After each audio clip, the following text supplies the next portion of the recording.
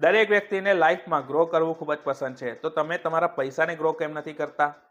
હું આજે વાત કરી રહ્યો છું આરડી અને એસઆઈપી વચ્ચેના તફાવતની.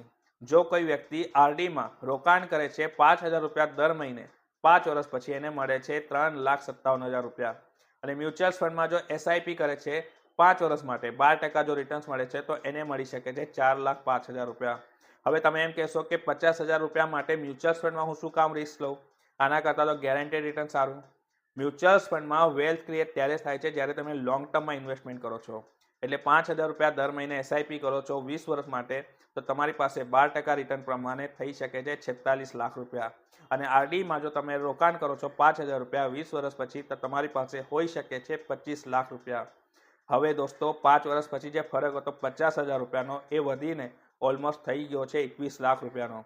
તો દોસ્તો ડિસાઇડ તમારે કરવાનું છે કે આરડીમાં પૈસા રોકવા છે કે મ્યુચ્યુઅલ ફંડમાં એસઆઈપી કરવી છે.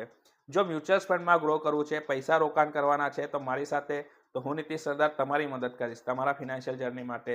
મારી પ્રોફાઇલમાં એક લિંક આપી છે, એના ઉપર ક્લિક કરો, ફોર્મ ભરો. મારા તરફથી તમને કોલ બેક આવશે તમારા ફિનાન્શિયલ જર્ની માટે.